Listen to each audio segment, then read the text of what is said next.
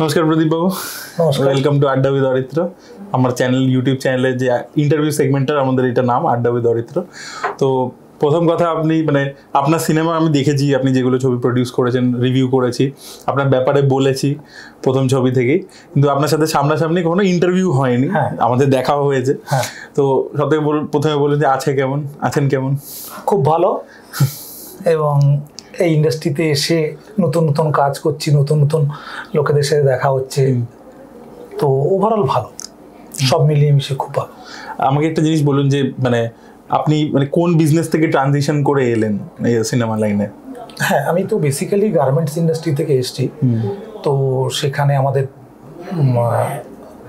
Competitor অনেক বেশি, 4-5 হাজার কোম্পানি আছে, কিন্তু এখানে কম্পিটিটার কম হলেও কিন্তু ব্যাপারটা মনে হচ্ছে এটা খুব টাফ কম্পিটিশন, এটা অল্প মানুষের মধ্যে হলেও খুব টাফ কম্পিটিশন করতে হয় আমাদের।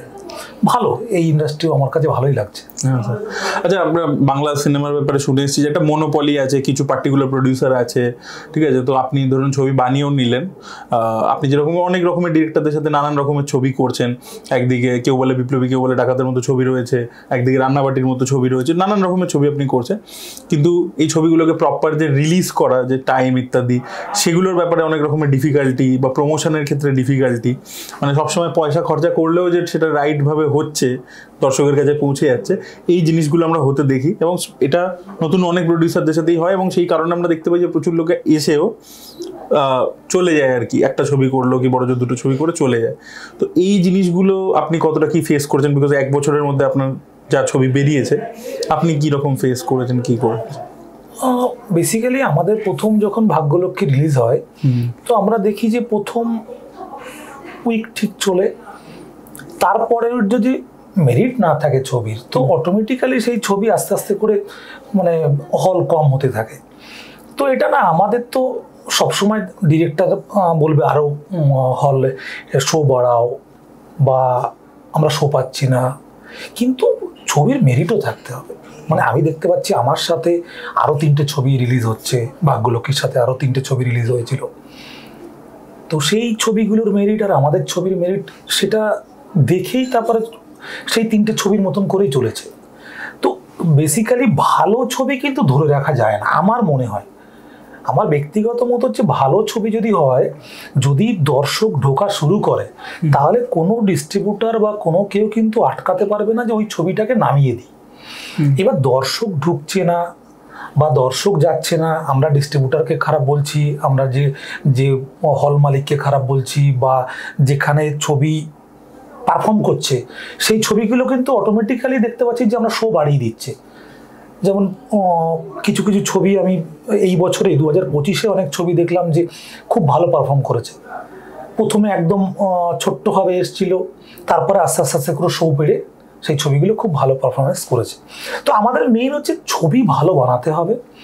আর একটা অডিয়েন্স, তো আমরা যদি নন্দী মুভিজ থেকে একটা ছবি রিলিজ হয়েছে, সেই ছবিটা দর্শক যখন দেখছে যে একটা নতুন প্রোডাকশন হাউস, সে কিভাবে এর প্রচারটা করছে, সে কিভাবে এই ছবিটা রিলিজ করছে, তারপরে আমাদের হলের সংখ্যা কমে গেছে, সেই হলগুলোর মধ্যে আমি কতগুলো শো পেলাম, সেই শো কি টাইমিং যেগুলো আছে সেগুলো কেমনভাবে পাচ্ছি, এই সব মিলিয়ে মিশিয়ে ছবি এখন রিলিজ এবং প্রফিট এবং তার চলার পুরো ব্যাপারটাই কিন্তু ওভারঅল একটা পুরো কমপ্লিট প্যাকেজের মতন হয়ে গেছে। তো ভালো ছবি বানাতে হবে, লেগে থাকতে হবে। ছবির দোষ নেই এটা বলা ভুল, ছবি যদি ভালো বানাই, দর্শক কিন্তু ঠিক প্রচারে আসবে, আমার এটা বিশ্বাস। কারণ আমি দেখছি প্রথম ছবির থেকে দ্বিতীয় ছবিতে কিন্তু আমার দর্শক বেড়েছে, আমাদের যে প্রচার, সেই প্রচারটা বেড়েছে, নাম হয়েছে। তো এই রান্নাবাটি তো আমার খুব আশা যে এই ছবিটা হয়তো একটু খুব ভালো ছবি হবে, দর্শকই বলবে। তো সেই হিসাব করে আমরা চ্যালেঞ্জের মুখে আছি, কিন্তু চলতে হবে। আচ্ছা, আপনি এই যে সিনেমা লাইনে এলেন, তো আপনি নিশ্চয়ই নিজে সিনেমা দেখতে ভালোবাসেন, তো আপনি কি ধরনের ছবি দেখতে বেশি পছন্দ করেন? বাংলা ছবি তো আমাদের যখন ইয়াং বয়স ছিল তখন তো অন্য ধরনের ছবি চলতো, কিন্তু এই মুহূর্তে আমার যেরকম আমি খুব ভালো লেগেছিল জ্যেষ্ঠপুত্র, শব্দ, তারপরে আমাদের কমার্শিয়াল ছবি থেকে একটু বেরিয়ে এসেও যে ছবিগুলো হয় সেগুলো আমার খারাপ লাগে না। তো ওভারঅল দেখা যায় যে ঠিক আছে, কমার্শিয়ালি হিট যেগুলো হচ্ছে তো ঠিক আছে, তার পাশাপাশি ঋতুদার যে ছবিগুলো করতো ওই ছবিগুলোও আমার খুব ভালো লাগে, মাঝে মধ্যে আমরা দেখি, আমি ওটিটিতে দেখি। তো ঠিক আছে, ওভারঅল সব কমার্শিয়াল ছবি আমাদের সময় যেগুলো চলতো সেগুলো তো দেখেছি, কিন্তু এখন যেমন খুব ভালো ছবি আমি দেখলাম লাস্ট ঋতু দি আর প্রসেনজিতের বুম্বাদার যে ছবিটা, সেটাও খুব ভালো ওয়ার্ক করেছে, যেটা কিন্তু ওগুলো তো কমার্শিয়াল ছবি না, এটা তো আরবান সেন্টারে। কিন্তু অর্ধাঙ্গিনীও খুব ভালো, কমার্শিয়াল না হলেও কিন্তু এগুলো পারফর্ম কিন্তু খুব ভালো করেছে। খাদান খুব ভালো করেছে। খাদান আপনি দেখেছেন? দেখেছি। আপনার ওটা কেমন লেগেছে? ঠিক আছে, ঠিক আছে, ভালো। মানে আপনি খাদানের মতো ছবি করতে চান? হ্যাঁ, অবশ্যই, কেন করতে চাই, খাদানের মতন ছবি করতে চাই। কারণ খাদানের মতন যদি ছবি না দেখে দর্শক বাড়বে না, আমাদের দর্শক তো বাড়াতে হবে।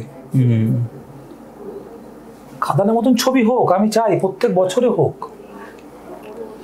প্রধান দেখেছি আমি, খুব ভালো লেগেছে। প্রজাপতি দেখেছি, খুব ভালো।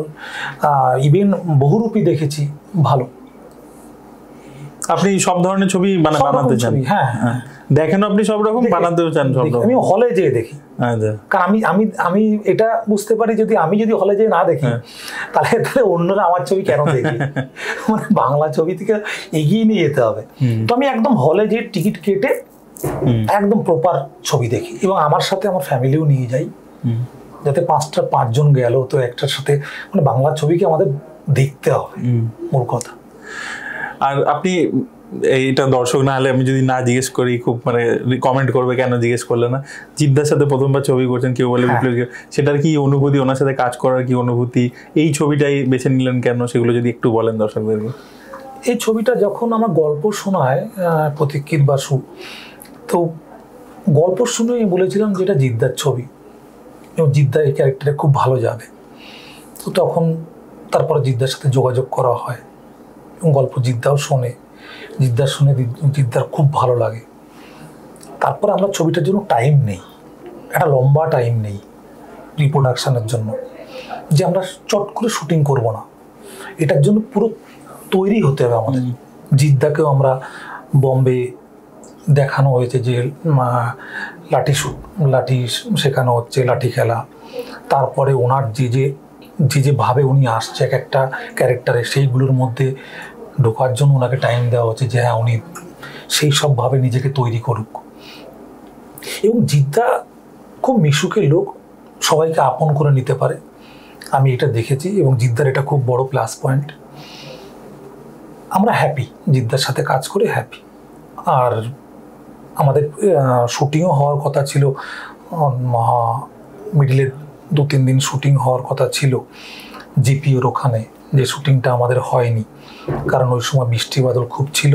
তো যার জন্য আমরা শুটিংটাকে একটু পিছিয়ে দিয়েছি, 25 তারিখ থেকে আমাদের শুটিংটা চালু হচ্ছে।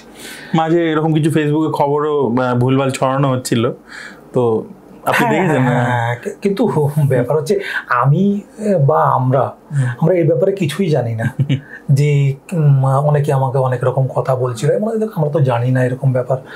আমাদের ডিরেক্টর ওকে প্রতীক্ষিত ছবিটা কাজ করছে, আর জিদ্দাই কাজ করছে, এবং শুটিংটা পেছনো হয়েছে শুধুমাত্র বৃষ্টি এবং এত জল। আর শুটিং যদি আমরা 3 দিন 4 দিন ওখানে করতামও, হঠাৎ করে বৃষ্টি এসে গেলে সেই একটা ফিনান্সিয়ালি লস আমাদের মুখে পড়তে হতো হঠাৎ করে। তো সেইটাকে আমরা এড়ানোর জন্য এটা করেছি। তো বাকি আর কিন্তু কোনো ব্যাপার নেই। এই ছবিটা সম্পর্কে নানান রকম ধারণা হতে পারে একটা ইন্ডাস্ট্রিতে, না কোনো একটা ডেট হয়ে গেলে বা ছবির একটা ডেট পড়ে গেলে সবাই চায় যে এই জিনিস কেন শুটিং হলো না, আরও জিদ্দার ছবি, তো এগুলো হতে পারে, এগুলো নিয়ে কোনো চিন্তা ভাবনার ব্যাপার নেই। তবে আসল কারণ হচ্ছে এটা, যে একটা বৃষ্টি যদি হট করে, যে এইভাবে বৃষ্টি হচ্ছিল, এমনি জল ছিল রাস্তাঘাটে, তারপরে হট করে বৃষ্টি যদি এসে যায়, সেই যে 4 দিন, সেটা আমাদের অনেক অর্থনৈতিক ব্যাপারটা ক্ষতির সম্মুখীন হতাম আমরা। তো ওভারঅল আমরা এখন 25 তারিখ থেকে শুরু করব, তবে এবার আমি কিন্তু প্রতীক্ষিতকে একটা অন্য প্রতীক্ষিত দেখছি, যেটা আমি প্রতীক্ষিতের এর আগেও আমি প্রতীক্ষিতের সাথে কথা বলেছি যখন নতুন আমি আসি অন্য ছবি করার জন্য, তখন যে প্রতীক্ষিত আর এখনের প্রতীক্ষিতের মধ্যে অনেক পার্থক্য দেখেছি। এখন কিন্তু ওর মধ্যে কাজের যে একটা খিদে, মানে সেই খিদেটা এক্সট্রিম লেভেল, মানে এই খিদেটাই চাইছি যে একটা ইন্ডাস্ট্রিতে ডিরেক্টর এইভাবে যে কাজ করতে পারে, যে সকাল নেই, রাত নেই, দুপুর নেই, যেভাবে প্রি প্রোডাকশন করছে, যেভাবে কাজ করছে, আমার মনে হয় একটা অন্য ছবি মানে বাংলা দেখবে প্রতীক্ষিতের হাত থেকে, এইটা আমি বলতে পারি। বাকি বাকি দর্শক বলবে, মানে কোনো ছবি চলবে কোনো ছবি চলবে না, সেটা দর্শকের যেটা মনে হবে আমাদের সেটা মেনে নিতে হবে, মেনে নিয়ে আমাদের এগিয়ে যেতে হবে। কিন্তু আমি বলছি ডিরেক্টর প্রতীক্ষিত, আগের যে প্রতীক্ষিত আমি 2 বছর আগে দেখেছি সেই প্রতীক্ষিত এই প্রতীক্ষিত না। যে শুটিংয়ের ডেট আমি একদিন কম হলেও হবে না, আমাকে এই ক্যামেরাই লাগবে, আমাকে এই ফাইট মাস্টারই লাগবে, আমাকে এই লোকেশনই লাগবে, এবং অ্যাগ্রেসিভলি, মানে এটা আমাকে লাগবেই, আর এটা দরকার। আমরা এই জিনিসটা, মানে আমরা হয়তো বাংলায় কাজ করছি বলে হয়তো এরকম মনে হয় যে বাজেট ফ্রেন্ডলি ছবি হওয়া দরকার, কিন্তু যে জিনিসগুলো চেয়েছে এই ছবিটার জন্য দরকার, না হলে এই ছবিটা মানে জিদ্দার ছবি, ওইভাবে বড় করে ছবি, এবং এই গল্পটার মানে পুরোপুরি গল্পটাকে দর্শকের সামনে তুলে ধরতে গেলে এই জিনিসটা দরকার। তো আমি প্রতীক্ষিতকে নিয়েই কাজটা করে হ্যাপি, একটা দর্শক একটা অন্য ধরনের অন্য প্রতীক্ষিতের ছবি দেখবে।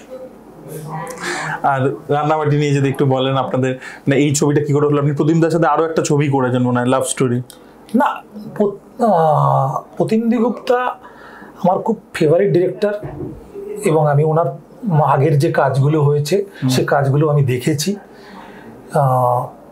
তার মধ্যে ওনার হাসানদার সাথে একটা কাজ হয়েছিল যেটা চালচিত্র, তার আগে মাছে বলে একটা ছবি হয়েছিল, এবং নানান রকম ছবি ওনার যে ছবি হয়েছে, এবং উনি হিন্দিতে ওটিটিতেও কাজ করেছে। তো ওনার কাজ আমার খুব ভালো লাগে। তো বেসিক্যালি উনি ছবিটাকে একদম নিজের করে নেয়, এবং নিজের করে নিয়ে ছবিটা বানানোর পরে একটা খুব সুন্দর প্রোডাক্ট দেয়, খুব সুন্দর। এই ছবিটা আমরা এত সুন্দর শুটিং হয়েছে, প্রি প্রোডাকশন হয়েছে, এবং কাজ হয়েছে। আমি প্রতিমদার সাথে আরও কাজ করতে চাই, এবং খুব সেন্সিবল ডিরেক্টর, দারুণ ডিরেক্টর। আমি এবার দর্শক, আমি না মানে আমরা প্রত্যেক সময় বলি যে ছবি আমার খুব ভালো হয়েছে, আপনারা আসুন দেখুন, এই ছবিটা একদম অন্যরকম ছবি। আমি এটা বলতে চাইছি না। ছবিতে আমরা ভালো কাজ করার চেষ্টা করেছি, আমরা কোথাও কোনো রকম প্রোডাকশনগত খামতি রাখার চেষ্টা করিনি। আমরা একটা প্রোডাকশন হাউসের হয়ে কথা বলছি।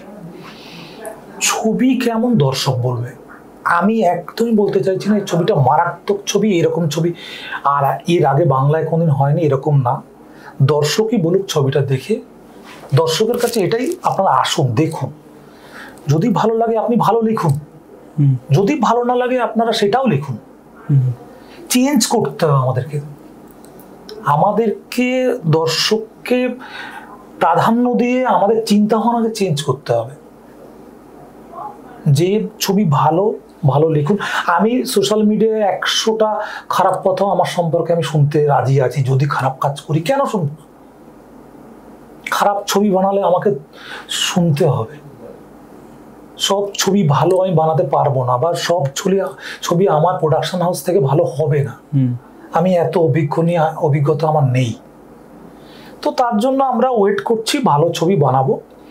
দর্শকরা রান্নাবাটি ছবিটা দেখুন, এবং দেখে যদি আপনাদের ভালো লাগে তো আপনারা প্রচার করুন, আর না ভালো লাগলেও সেটা লিখুন যে এইগুলো আমাদেরকে আপনারা দেখুন, এই জায়গাগুলো পরবর্তী ছবিতে যেন এইগুলো আরো ভালো হবে। আপনি দর্শকের ফিডব্যাকটা নিয়ে সেটাতে আপনি কাজ করে আরো বেটার করবেন চেষ্টা করুন। আমি এটা চাইছি, মানে আমার এই ছবির সম্পর্কে আমি খুব ভালো ছবি হয়েছে আমি এইভাবে একদমই বলতে চাইছি না, চেঞ্জ করতে চাইছি।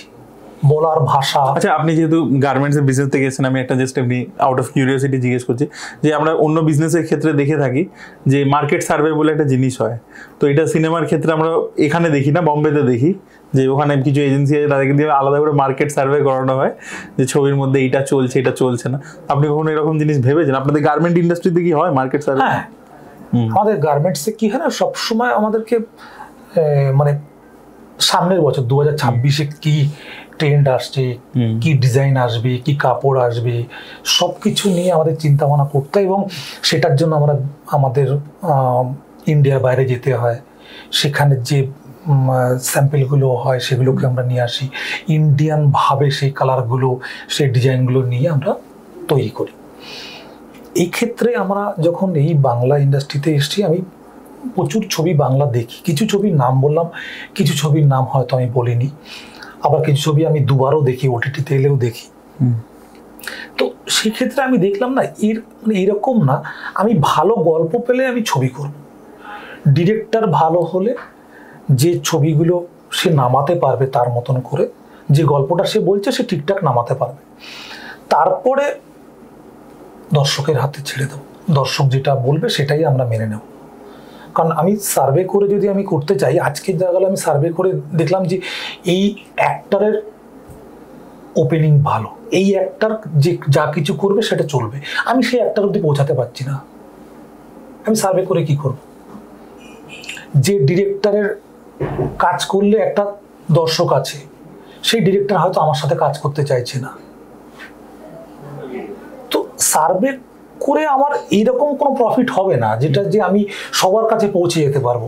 এবারে আমারও তো কিছু টার্মস অ্যান্ড কন্ডিশন থাকে, বড় বড় ডিরেক্টরদেরও কিছু টার্মস অ্যান্ড কন্ডিশন থাকে, তো সেইগুলো ম্যাচ হওয়া দরকার। তো যখন ম্যাচ হবে তখন কাজ করব। কিন্তু আমি দেখেছি ওভারঅল কি হয় না, মানে আমরা যখন নতুন কাজ করতে আসি, কোনো একটা কিছু না করলে আমরা ওইভাবে এন্ট্রি পাওয়া যায় না, একটু কষ্টকর ব্যাপার। এটা সব জায়গাতে, আমাদের ইন্ডাস্ট্রিতেও তাই, গার্মেন্টস ইন্ডাস্ট্রিতেও তাই। ভালো সুতো, ভালো কিছু বড় কিছু করতে গেলে আমাকে কিছু প্রমাণ করতে হয়, এই ব্র্যান্ড আছে। তো আমাদেরও এখানে নন্দী মুভিজ যদি ভালো কিছু করতে পারে, হয়তো ভালো ডিরেক্টর আমরা পাবো, ভালো অ্যাক্টর পাবো, তখন আমরাও আবার চেষ্টা করবো আরো বড় ছবি করার।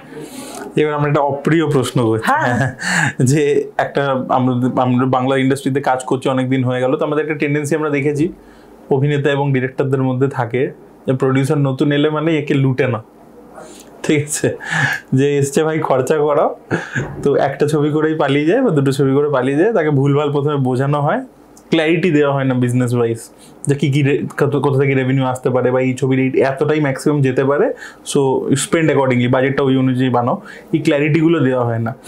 এই জিনিস কি আপনি ফেস করেছেন? এবং এখান থেকে আপনি কি শিখছেন এবং পরের দিনে আপনার প্ল্যানিং কি? তো প্রথম ছবিতেই আমি এরকম হয়েছিল যে আমাকে লোকেশন বলা হচ্ছিল না যে লোকেশন বাজেট কত। প্রথম ছবিতেই আমাকে, যে আমি পরের ছবি যখন সেই অ্যাক্টরকে নিয়ে করছি সেটা দেখতে পাচ্ছি 20% তার প্রাইস এমনি কমে গেছে, প্রথম ছবিতে 20% বেশি লেগেছে। তো সব কিছুই মানে ও সব জায়গাটাই থেকেই মানে প্রাইসগুলো অনেক হাই করে দেওয়া হয়, কারণ আমার কাছে কোনো আইডিয়া নেই। আমাকে একজন এসে বলছে যে ইপি হচ্ছে, প্রোডাকশন হাউসের লোক হচ্ছে যে এটা এই রেট, এটা এই রেট, তো আমি একটা লেভেল অবধি কম বলতে পারি, কারণ আমি তো এই ইন্ডাস্ট্রির পুরো কিছু জেনে আসিনি। তো সেক্ষেত্রে কি হয়, আমাদের প্রথম ছবি যেই করুক না কেন, আগে একটু মানে একজন ডিরেক্টর বা একজন প্রোডাকশনের লোক বা একজন কাউকে নিয়েই কাজ করতে হবে এরকম মানসিকতা না নিয়ে আসাই ভালো। একটু ঘুরে দেখে, একটু বুঝুক, নিজের ট্রাভেলসের সাথে কথা বলুক, নিজে লোকেশন যে যাচ্ছে তার সঙ্গে একটু দেখুক যে লোকেশনটা অ্যাকচুয়াল এটা হওয়া উচিত কিনা, অ্যাক্টর যারা আছে সেগুলোকে একটু বুঝুক, মানে একজনের সাথে না, ইপি একজনকে রাখবো, সে তার সাথেও আমাদের লোকও থাকবে, একটু কথা বলে কাজ করতে হবে। না হলে আমি প্রথম ছবিতে আমার বাজেট 20 থেকে 30% বেশি হয়ে গেছিল, যেটা পরবর্তী ছবিতে আমি আবার কমিয়ে নিয়ে এসেছি। এখন আমরা ঠিকঠাকভাবে ছবি করতে পারছি, একেবারে ঠিকঠাকভাবে না, মানে একটা জায়গায় মানে ঠিক আছে, মানে মোটামুটি আমি মনে করছি যে এখন একটা জায়গায় আমাদের এসছে বাজেট, কিন্তু প্রথমে এসে আমাকে অনেক কিছু সম্মুখীন হতে হয়েছে। এবং সেটা দিতেই হবে, এরকম না কিন্তু এন্ট্রি ব্যারিয়ার যেটাকে বলে বা একটা ইনিশিয়াল যেটা ইনভেস্টমেন্ট বলে থাকে, হ্যাঁ দিতেই হবে, ওটা না দিলে হবে না, ওটা দিতেই হবে। আর আরেকটা জিনিস হচ্ছে কি, যে আমরা দেখেছি সেই প্রডিউসাররাই অনেকদিন ধরে কাজ করতে পারে বা বড় প্রডিউসার হয়েছে, সেটা এখানে হোক বম্বে হোক সব জায়গাতে, যে নিজেই ইনভলভ থাকে, মানে গল্প লেভেল থেকে, ঠিক আছে, তারপর নিজে সেটে গিয়ে বসে থাকা থেকে শুরু করে এই জিনিসপত্রগুলো। আপনি এত ব্যস্ত মানুষ, তা আপনি কতটা ইনভলভমেন্ট নিজে থাকছেন ক্রিয়েটিভলি আমি বলছি? আমি গল্পে তো খুবই, মানে আমার গল্প শুনতে ভালো লাগে এবং আমি প্রায় গল্প শুনি, মানে নানান রাইটারের কাছ থেকে হোক এ হোক, যে ছবি করলেও শুনি না করলেও শুনি।